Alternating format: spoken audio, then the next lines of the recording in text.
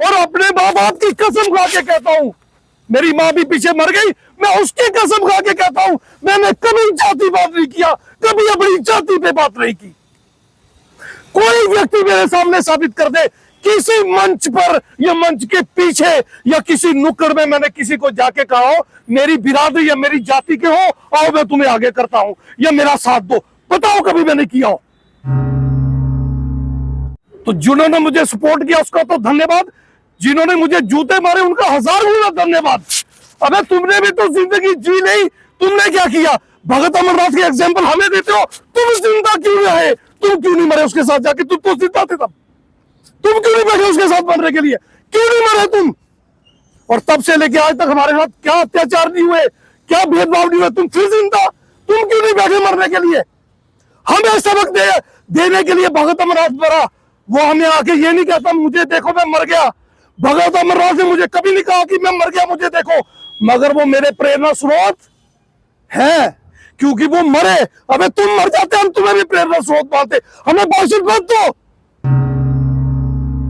Recently Palestine के favour में England में बहुत बड़ा जुलूस निकलना था, तो इंग्लैंड का प्राइम मिनिस्टर जो है ऋषि सुनक, उसने पुलिस चीफ को कहा कि किसी भी तरह से ये परमिशन नहीं देनी। आपको पता पुलिस चीफ ने क्या कहा? उसने कहा mister Sunak, take care of country as a prime minister, not as a police chief, that is my prerogative and this procession must go on. और लाखों लोगों का जुलूस निकला और ऋषि सुनक उसका कुछ बिगाड़ नहीं पाया, कुछ नहीं। 26 नवंबर को कॉन्स्टिट्यूशन डे के मौके पर हमारी इस एजिटेशन को जिन्होंने समर्थन किया है उनका तहे दिल से बहुत बहुत शुक्रिया।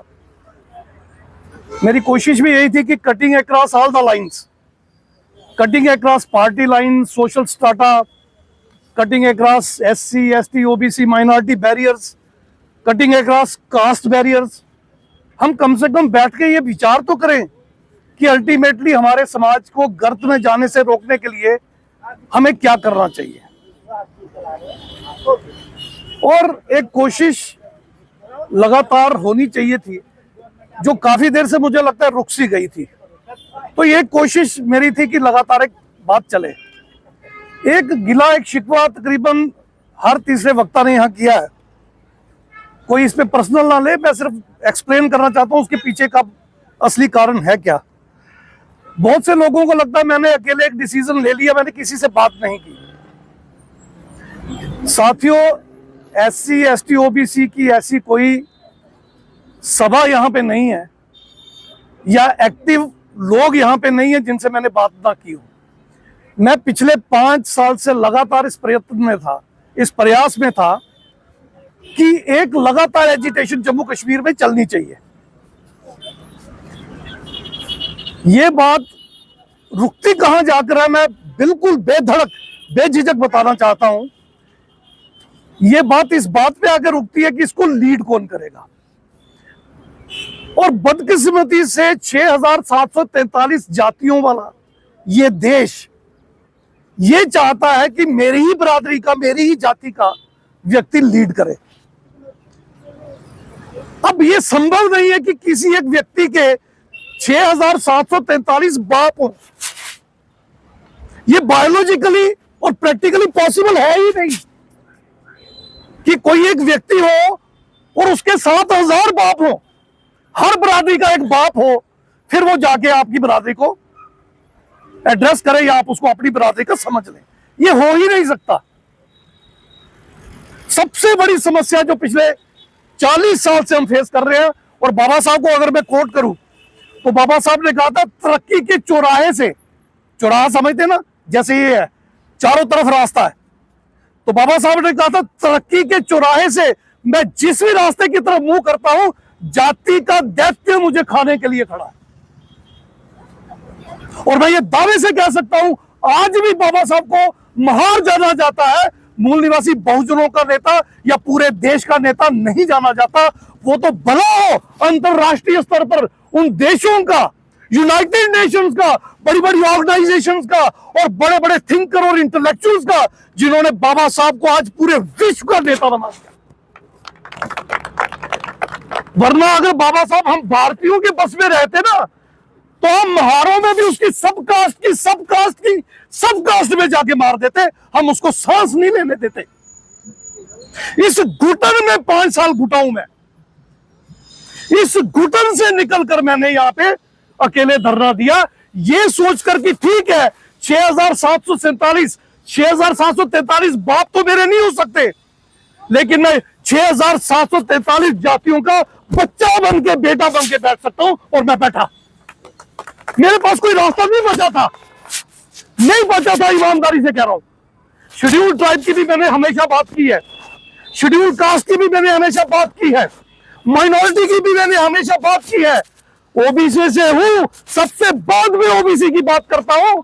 और अपने माँ बाप की कसम खा के कहता हूं, मेरी माँ भी पीछे मर गई, मैं उसकी कसम खा के कहता हूं, मैंने कभी जाति बात नहीं किया, कभी अपनी जाति पे बात नहीं की। कोई व्यक्ति मेरे सामने साबित कर दे, किसी मंच पर या मंच के पीछे या किसी नुक्कड़ में मैंने किसी को जाके कहा हो मेरी बिरादरी या मेरी जाति के हो, आओ मैं तुम्हें आगे करता हूं या मेरा साथ दो, बताओ कभी मैंने किया हो? कहां से लाऊं 6,743 बाप में, बताओ? नहीं हो सकते किसी के। बड़ा आसान है लांछन लगाना, बड़ा आसान है किसी पे एलिगेशन लगाना। मेरी जगह खड़े होकर देखो, कल से मैं मूवमेंट बंद करता हूं, आप में से जो चलाना चाहता आगे चलाए, मैं देखता हूं कैसे चलाएगा। इस बैरियर को कैसे पार करोगे बताओ मुझे। और जब मुझे कुछ समझ में नहीं आया, तो जिन्होंने मुझे सपोर्ट किया उसका तो धन्यवाद, जिन्होंने मुझे जूते मारे उनका 1000 गुना धन्यवाद। अबे तुमने भी तो जिंदगी जी नहीं, तुमने क्या किया? भगत अमरनाथ के एग्जाम्पल हमें देते हो, तुम जिंदा क्यों रहे? तुम क्यों नहीं मरे उसके साथ जाके? तुम तो जिंदा थे तब, तुम क्यों नहीं बैठे उसके साथ मरने के लिए? क्यों नहीं मरे तुम? और तब से लेके आज तक हमारे साथ क्या अत्याचार नहीं हुए, क्या भेदभाव नहीं हुए, तुम फिर जिंदा, तुम क्यों नहीं बैठे मरने के लिए? हमें सबक देने के लिए भगत अमरनाथ मरा। वो हमें आके ये नहीं कहता मुझे देखो मैं मर गया। भगत अमरनाथ ने मुझे कभी नहीं कहा कि मैं मर गया मुझे देखो, मगर वो मेरे प्रेरणा स्रोत है, क्योंकि वो मरे। अबे तुम मर जाते हम तुम्हें भी प्रेरणा स्रोत मानते। हमें भाषण मत दो, हमें भाषण मत दो, हमें समझाओ कि जाति के बैरियर कैसे टूटेंगे। हमारी आने वाली पीढ़ियों का गला काट दिया गया है, उन्हें कैसे बचाएं? अगर ऐसा ही चलता रहा जैसा इस देश में चल रहा है, अगले 10, 15 या 20 साल बाद तुम तो मर जाओगे। हमारे बच्चे गंदे नाले में गंदगी चुन रहे होंगे, क्या करेंगे हम तब? खून के आंसू रोएंगे हम सब लोग यहां बैठ के। ओबीसी की जम्मू कश्मीर की लिस्ट में, जिसमें मात्र 4% रिजर्वेशन है, वो भी नहीं मिल रही। वेस्ट पाकिस्तानी रिफ्यूजी डाल दिया, अपर कास्ट डाल दिया। आज के बाद ओबीसी की लिस्ट में कोई ओबीसी आएगा? नहीं आएगा। और सेंटर की नौकरियां भी यही ओबीसी का सर्टिफिकेट बना के ले जाएंगे। ठीक कह रहा हूं मैं? एसटी में भी उन्होंने पहाड़ी स्पीकिंग एथनिक ग्रुप के नाम पे अपर कास्ट डाल दिया। अब बारी तुम्हारी है, शेड्यूल कास्ट जो यहां बैठे, सोच लो अब तुम्हारी लिस्ट में भी डालेंगे। क्या उखाड़ लोगे तुम लोग इनका? क्या उखाड़ लोगे? एक चू की आवाज किसी की नहीं आई। इतना बड़ा षड्यंत्र हो गया हमारे साथ। और जब कलेजा फटने लगा, दिमाग फटने लगा, तो मुझे लगा मैं डिप्रेशन में मर जाऊंगा। तो मैंने कहा जब मरना ही है तो चौक में बैठ के क्यों ना मरूं, क्यों घर में कहीं डिप्रेशन में पड़ा रहूं। तब मैंने ये फैसला लिया। मेरा फैसला मेरा जाति फैसला था, मगर जाति मफाद के लिए बिल्कुल नहीं था। साबित करे कोई व्यक्ति इससे मुझे क्या लाभ हुआ और ले जाए मेरे से वो लाभ। बातें जितनी मर्जी करिए, आप जूते जितने मर्जी मारिए, मेरा सर हाजिर है। अरे खुदाया एक बार तो बता दो मैंने पर्सनल किया क्या है, वो तो बता दो। 40 साल के इस इतिहास में जो मैंने जान दिया आप लोगों के लिए, पूरे समाज के लिए, बताइए मैंने अपने लिए क्या किया। यहां बैठे कुंडल साहब मेरे प्रोफेशन के, और भी लोग बैठे, पूछो कभी किसी जज के कमरे में नहीं गया मैं आज तक? पूछ लो इनसे।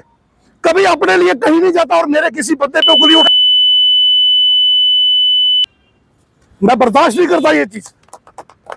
लिहाजा हम पे उंगली उठानी है तो पहले अपना पिछवाड़ा चिरा झाड़ लो, वरना इतनी गंदगी गिराऊंगा उठने के काबिल नहीं छोड़ूंगा। हमें गालियां देने से पहले सोच के आना। अब बात आती है मुद्दे क्या है। 1872 में पहली सेंसस इस देश में हुई, 6 साल वो सेंसस लगातार हुई, 72 में पब्लिश हुई। 1872 के उस सेंसस के बाद एक डिपार्टमेंट बना बकायदा सेंसस का, और हर 10 साल बाद वो सेंसस चलती रही, और कास्ट बेस्ड सेंसस 1931 तक हुई। 1941 की सेंसस प्रॉपर नहीं हुई क्योंकि वर्ल्ड वॉर शुरू हो चुकी थी।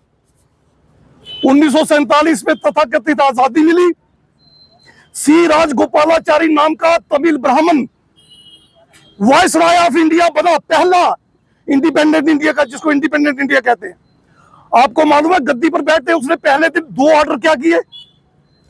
पहला ऑर्डर उसने किया कि जो लॉर्ड लिथगो से बाबा साहब ने 15 लड़के बाहर भेजने का ऑर्डर करवाया था ना, एक बार 15 और एक बार 16 गए थे, 31 गए थे, इस बार फिर 15 जाने थे गवर्नमेंट खर्चे पे। सबसे पहला ऑर्डर उसने वो कैंसिल किया।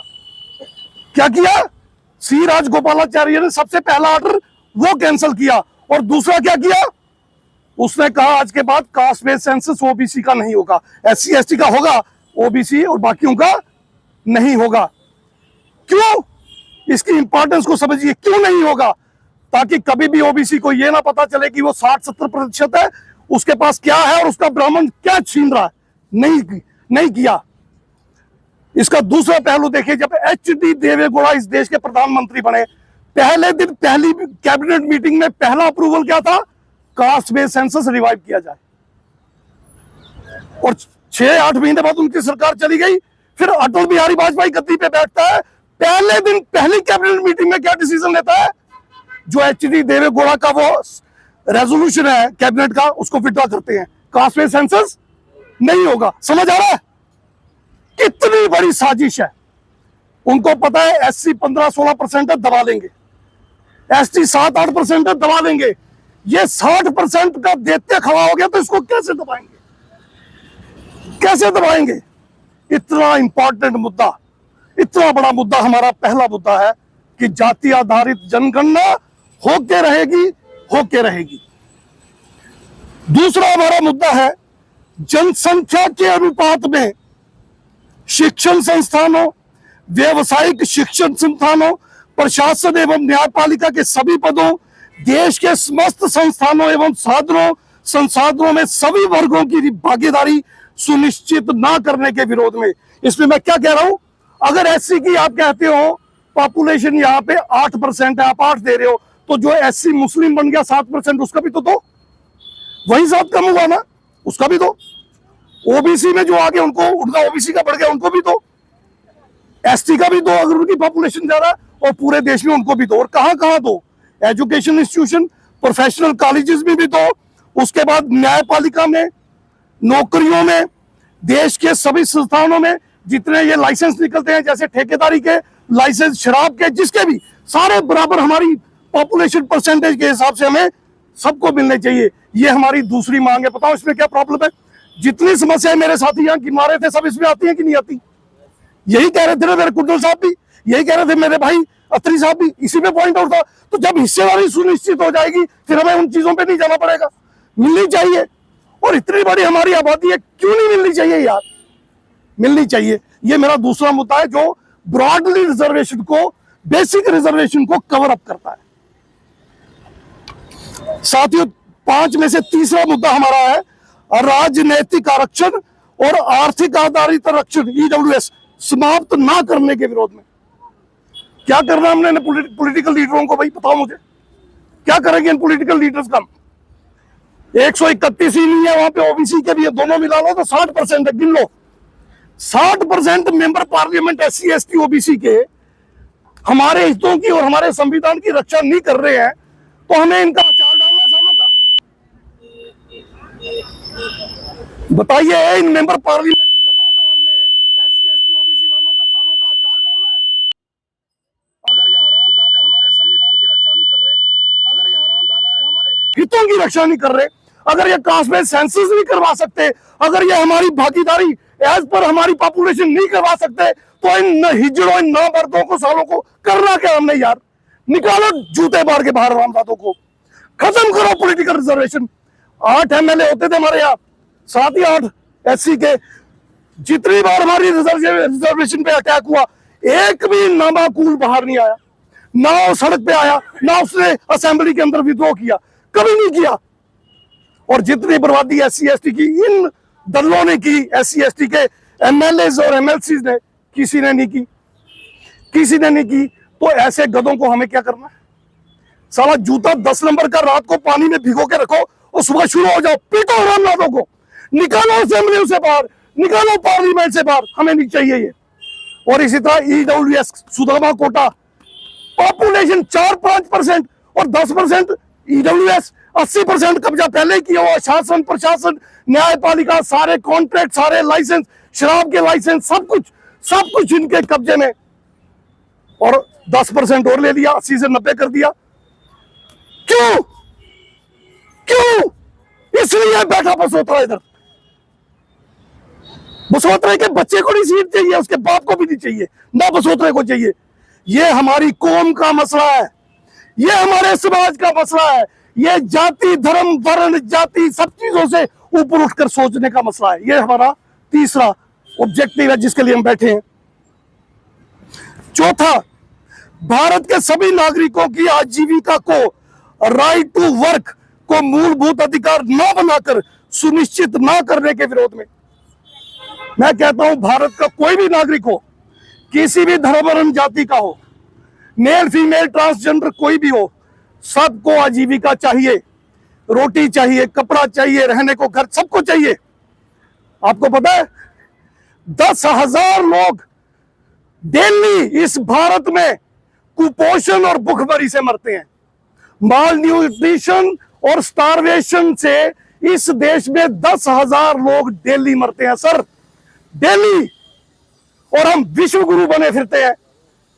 मोदी और शाह जैसे, नड्डा जैसे, योगी आदित्यनाथ जैसे, मोहन भागवत जैसे विश्व गुरु की बातें करते हैं। 10,000 लोग हमारे डेली मरते हैं और वो सब के सब SC ST OBC हैं, जाके सेंसस करवा लो। 10,000 लोगों की लाशों पे बैठे हुए हम लोग अय्याशी की जिंदगी जी रहे हैं। मेरे से ये बर्दाश्त नहीं होता, इसलिए मैं इधर बैठा, इसलिए मैं इधर बैठा।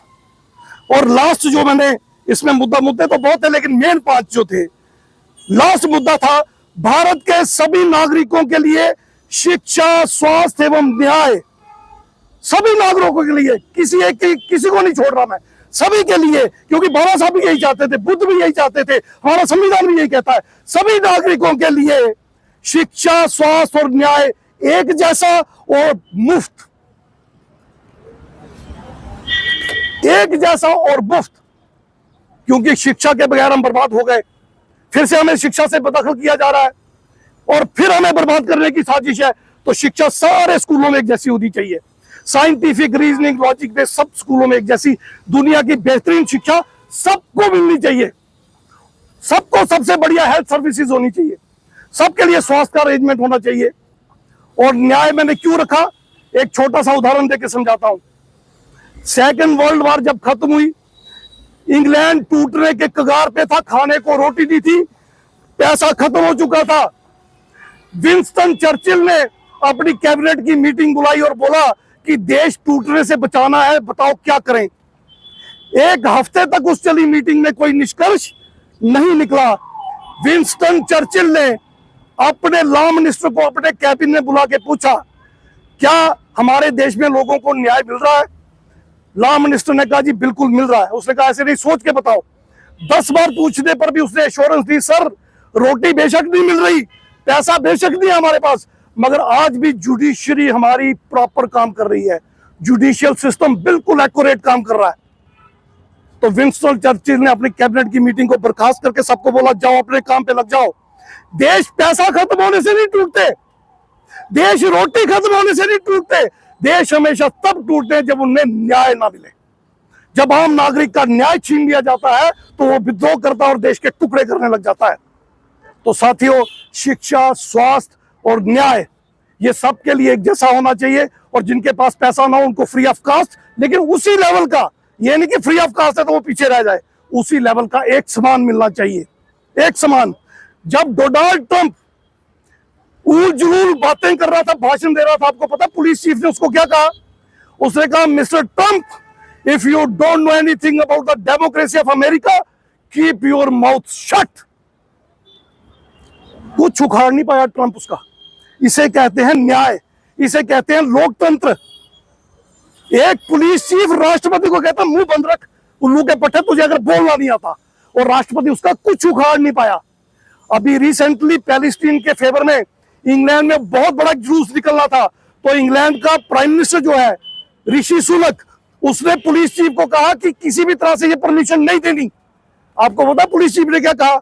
उसने कहा mister Sunak, take care of country as a prime minister, not as a police chief, that is my prerogative and this procession must go on. और लाखों लोगों का जुलूस निकला और ऋषि सुनक उसका कुछ बिगाड़ नहीं पाया, कुछ नहीं। ये होता है न्याय, ये होता है लोकतंत्र। यही बाबा साहब ने देखा था ख्वाब कि हम जातियों को छोड़ेंगे, धर्मों मर्दों को तोड़ेंगे, धर्म की शरण में आके एक हो जाएंगे और अपने मुस्लिम सिख क्रिश्चियन भाइयों को गले लगाएंगे, उनके गले लगेंगे और इस देश के रूलर बनेंगे, शासनकर्ता जमात बनेंगे। ये ख्वाब था बाबा साहब का।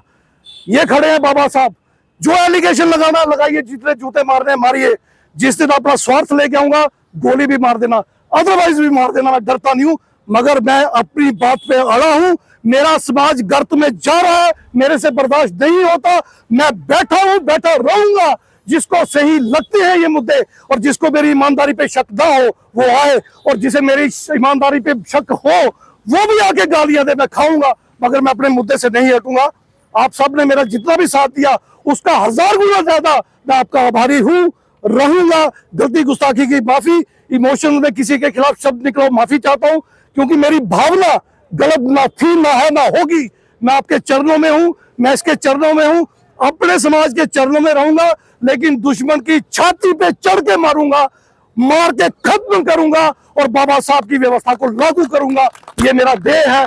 इन्हीं शब्दों के साथ बहुत बहुत शुक्रिया, बहुत मेहरबानी। जय भीम, जय भारत, जय मूल निवासी, नमो बुद्धाय साथियों, जय भीम।